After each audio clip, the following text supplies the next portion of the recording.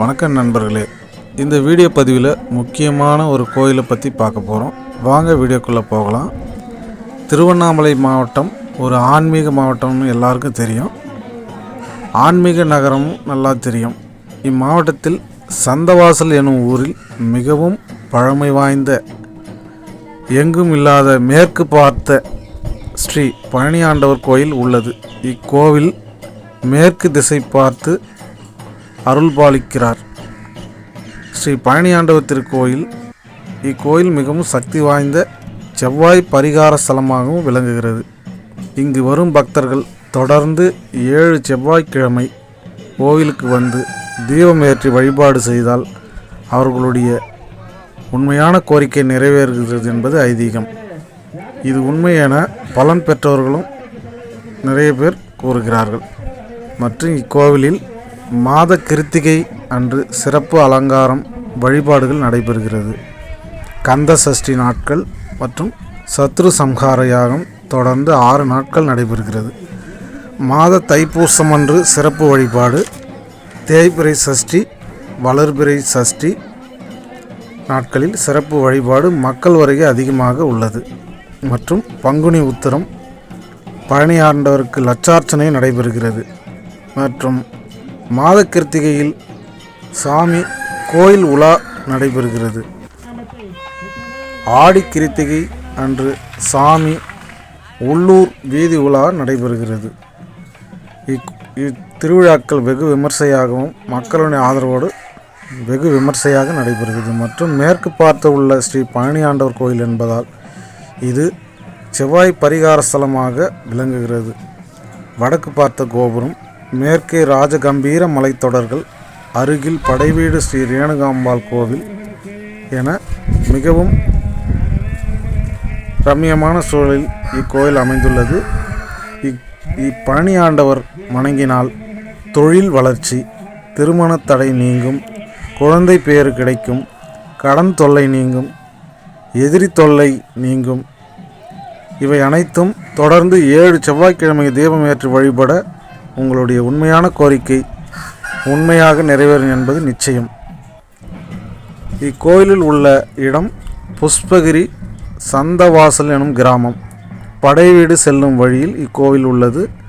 பக்தர்களுக்கு ஒரு வேண்டுகோள்: இக்கோவில்களுக்கு பூஜை பொருட்கள் மற்றும் பண உதவி, பொருள் உதவி செய்ய விரும்புவோர் ஸ்ரீ பழனி ஆண்டவருடைய அருள் பெற தொடர்பு கொள்ள வேண்டிய முகவரி: ஆலய அறங்காவலர் குழு தலைவர் எம் ராஜ்குமார்.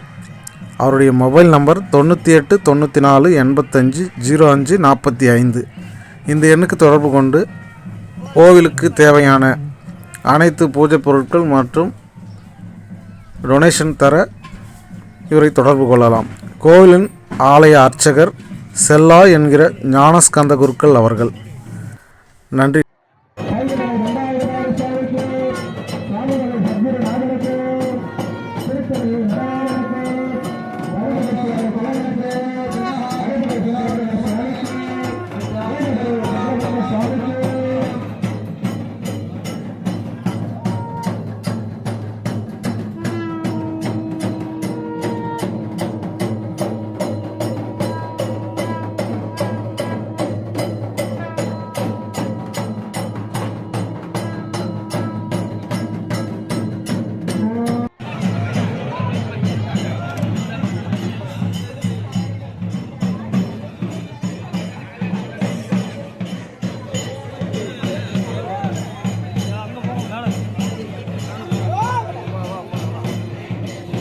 என்பது இப்போது யாகசாலையிலிருந்து கலசங்கள் வடவரைக்கு செல்ல இருக்கின்றது.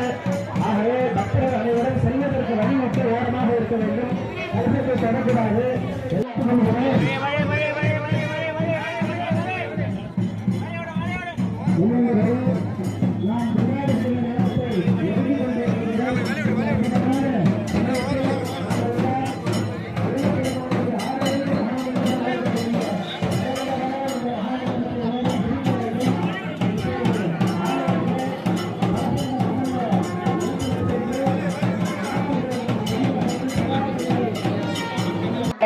இது தெரியுமா? பக்தி வாரியார் சொல்றாரு, உள்ளமாகிய வயலில் நீங்க எல்லாரும் இந்த வார்த்தையை கொஞ்சம் சற்று உன்னதமா கவனிச்சு பாருங்க.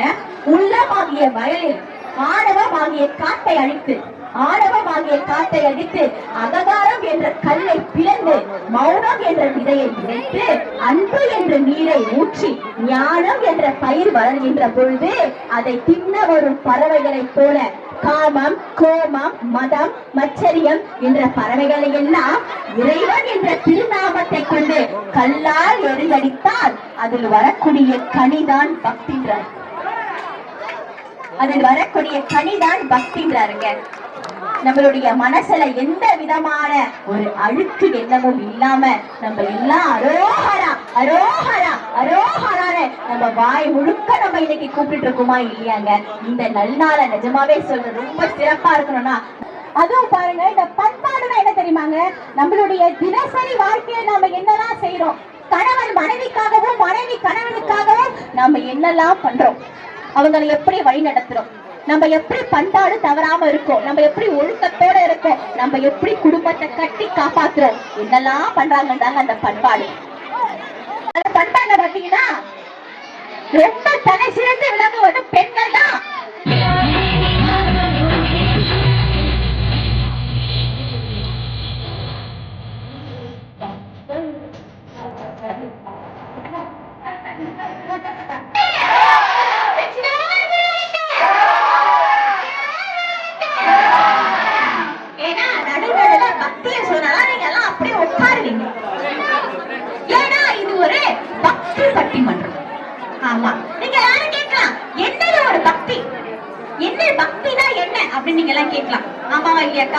அதுக்கு வாரியார் சாமியார் சொல்றாரு பாருங்க. வாரியார் சாமியார் நீங்க பாத்திருக்கீங்களா?